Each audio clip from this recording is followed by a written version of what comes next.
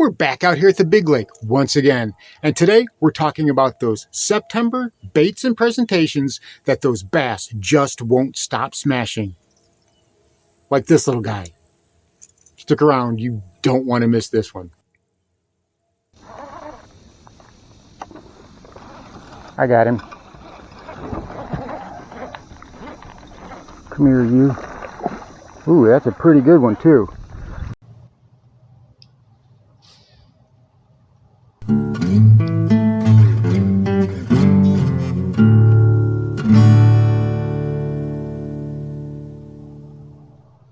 And here is this video's featured comment.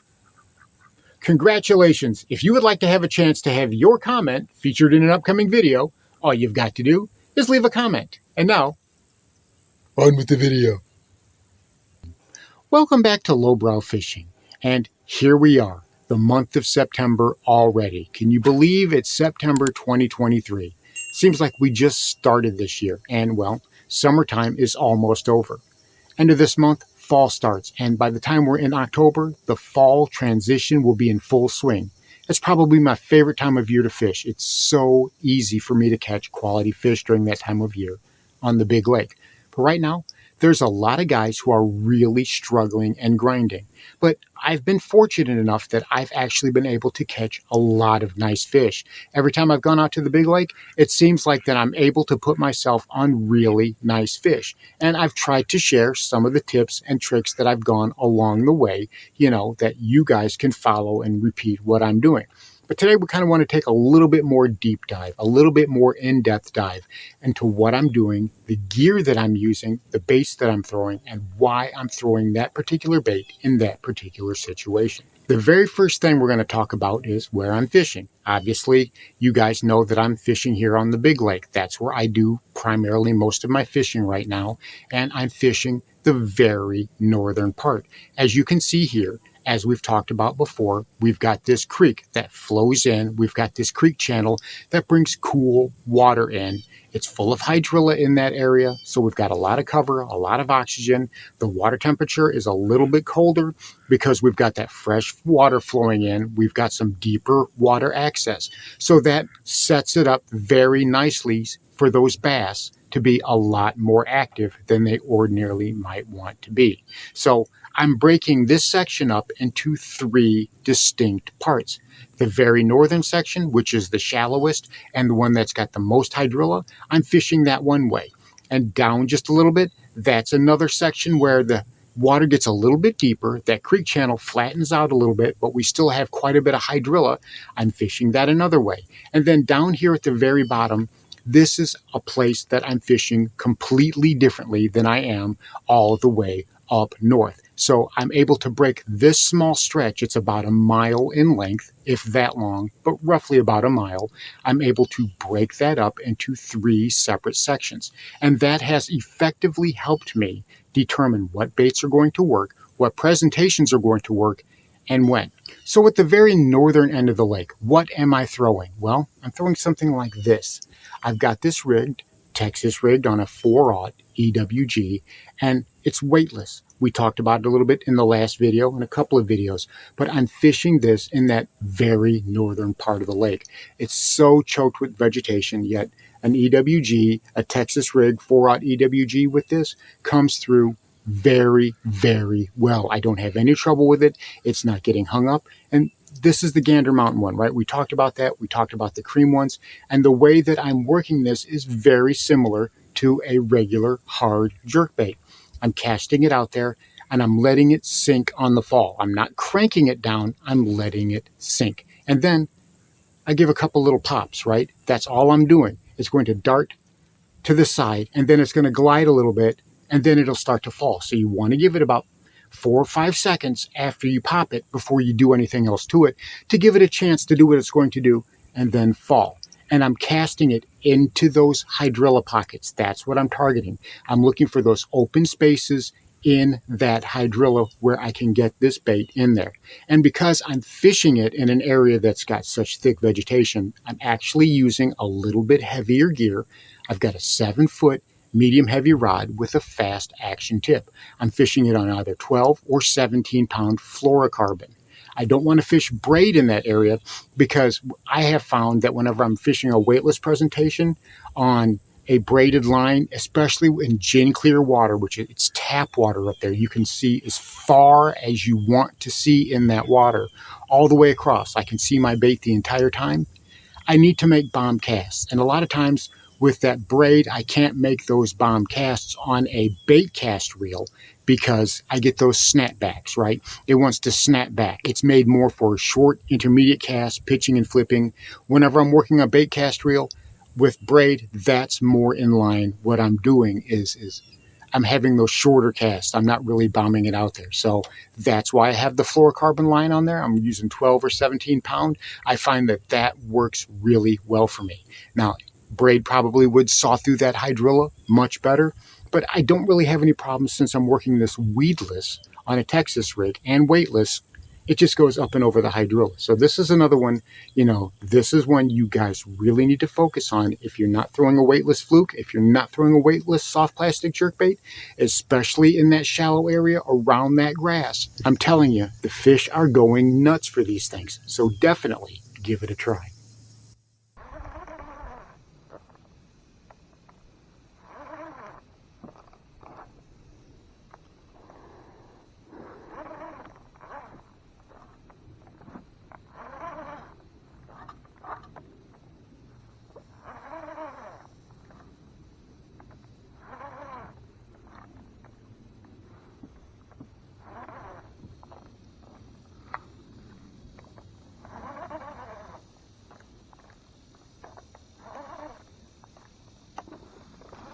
I got him.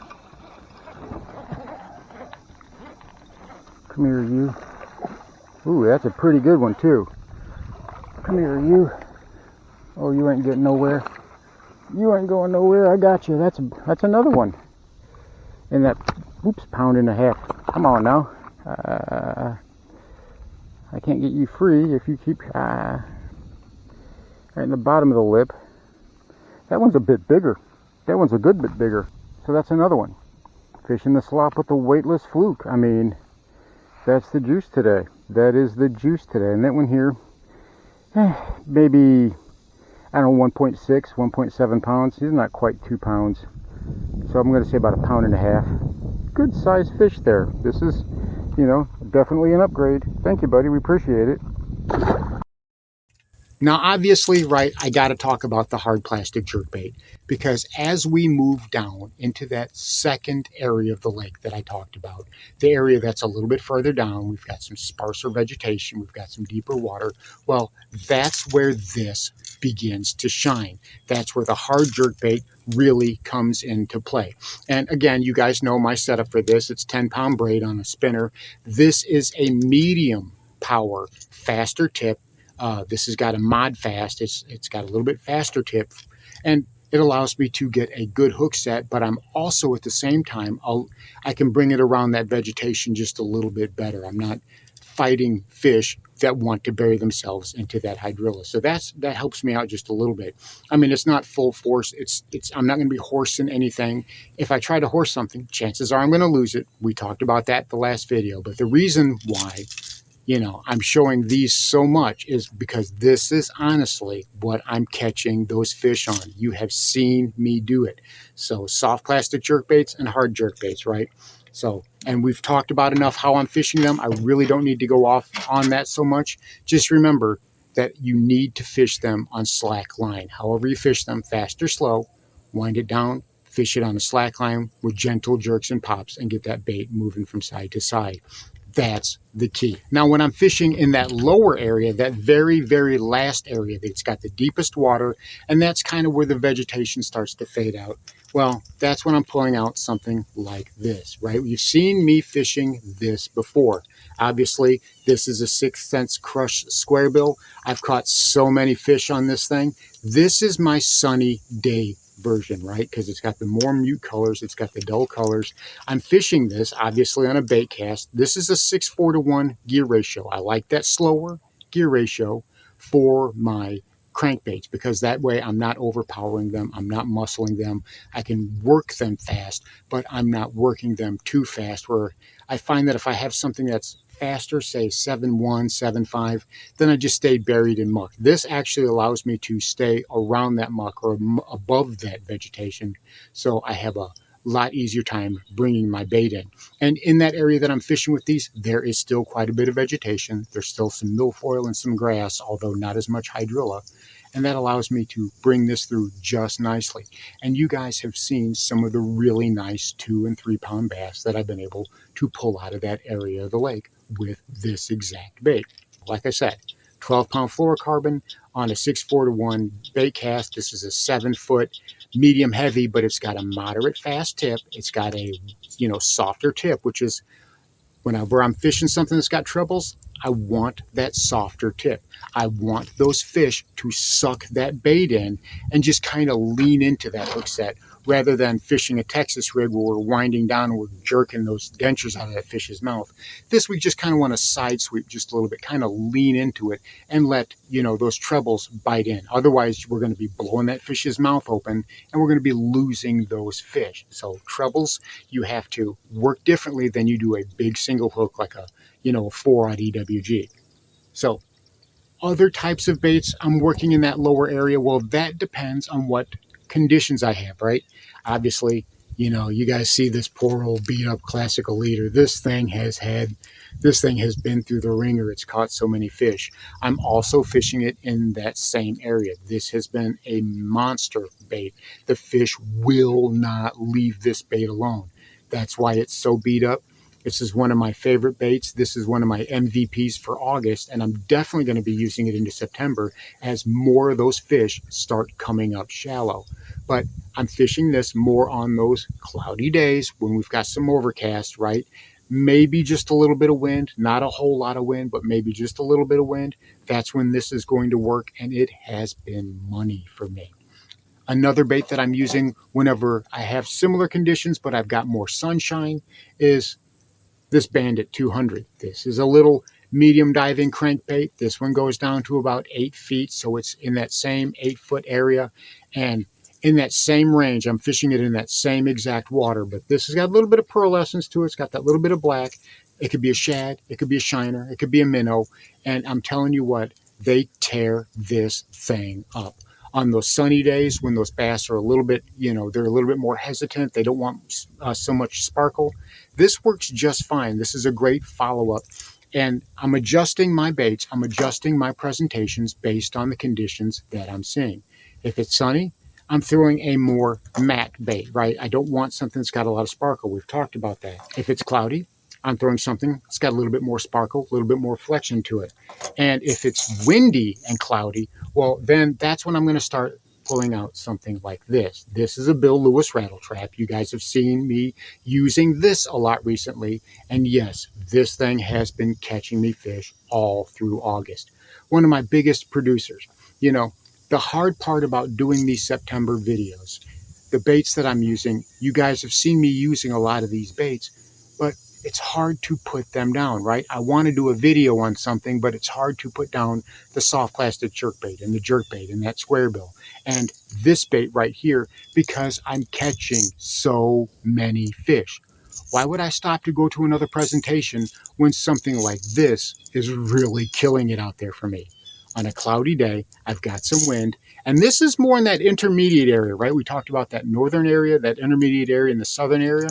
I'm working this in that intermediate area down to that southern area just a little bit, at about 5 or 6 feet of water. There's a little bit of green haze, but it's still fairly clear. But on a cloudy day, this thing has been tearing them up, especially, with that rattle. It's got some noise to it. So on a windy day, we've got some chop, we've got some waves going on, we've got some clouds going on. That's when I'm going to this.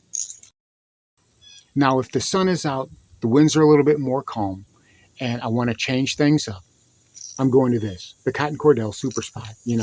This is a rattled version, and I've not changed the hooks. These are the same exact hooks that this bait came with.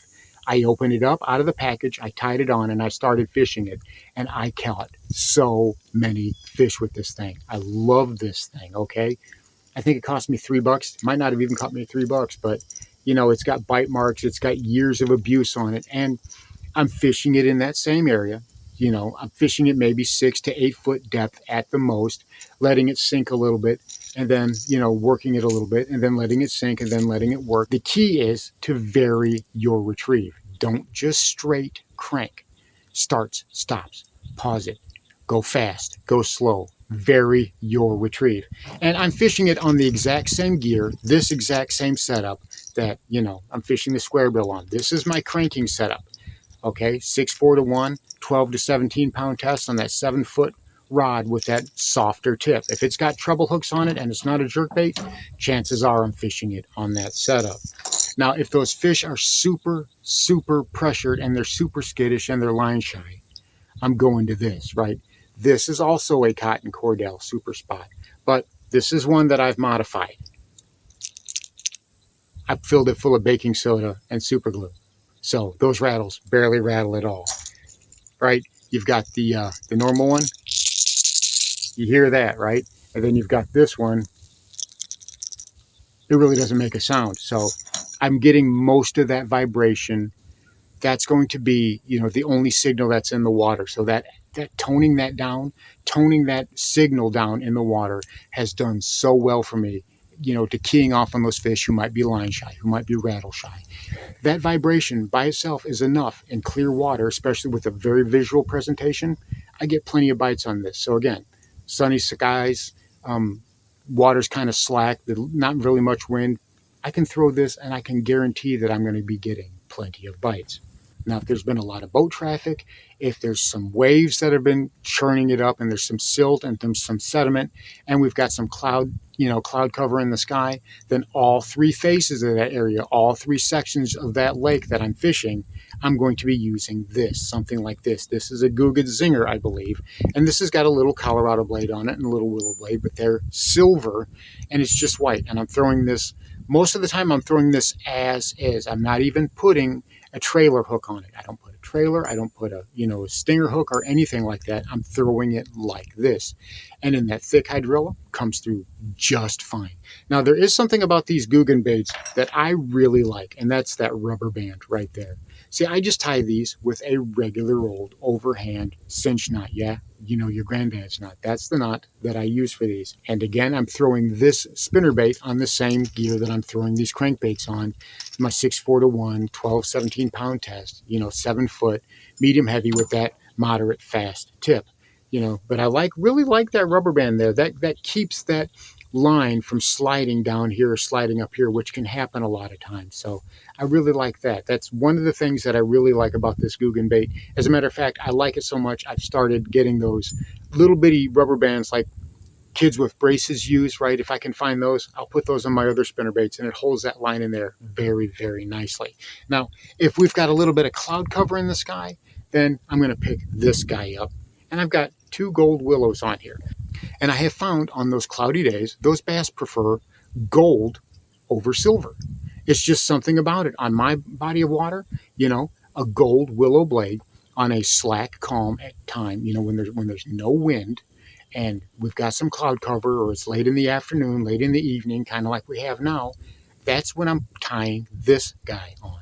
Double willow blade, gold leaves, right? No trailer, not even a trailer hook, because the thing that I found with a trailer hook is that it can actually get in the way of the blades, and the blades won't spin. They just get gummed up in the trailer hook. So a lot of times I'm not throwing a trailer hook. But this is just a regular little Ozark Trails spinnerbait. I picked this thing up, I think it was like $2.50, right? And it's worked great. I haven't had any problem with it. It's caught me lots of fish. And I'm going to be using this in an area that's more shallow. I can use this, come through the hydrilla just fine. I can run this in deeper water, but when I'm running a spinnerbait in deeper water, I'm making sure that I'm doing a slower crank, because as those blades spin, they're going to generate lift. And I'm targeting those suspending fish that are midway down in the water column. So if we've got 8 feet of water, I want to keep my bait at about a 4 or 5 foot level. I want to be above them. I don't want to be below them. I want to be above them because those fish are looking up. So I need to make sure that I'm steady with this spinnerbait coming through the water like that. If I crank it too fast, it's just going to rise and it'll be close to the surface. That's with any bladed bait. Chatterbait does the same exact thing. That's why you might want to slow it down or get a smaller blade, because the more displacement of the water you have, the more that bait's going to rise. But again, tried and true spinnerbait. It's really hard to beat, especially in the month of September, as those bait are starting to ball up and those bass are really starting to pounce on them. I'm really starting to see a lot of bass just bust on the surface all day. As a matter of fact, most of the time I'm seeing them midday, not a time you would even think about throwing topwater. But you can throw one of these, right? Or you can throw a jerkbait, or you can throw a weightless fluke, and this will pick those busting bass off amazingly well. So there you have it, a whole slew of baits and presentations and techniques that you can use all September long. Whether you're targeting those schooling bass with a jerkbait or a fluke when they're busting up on shad, or you're targeting those lone bass, the bass that are roaming in wolf packs, and you're trying to get that reaction bite and you want to use something like a square bill or a crankbait. Thanks for watching Lowbrow Fishing. We'll catch you in the next one.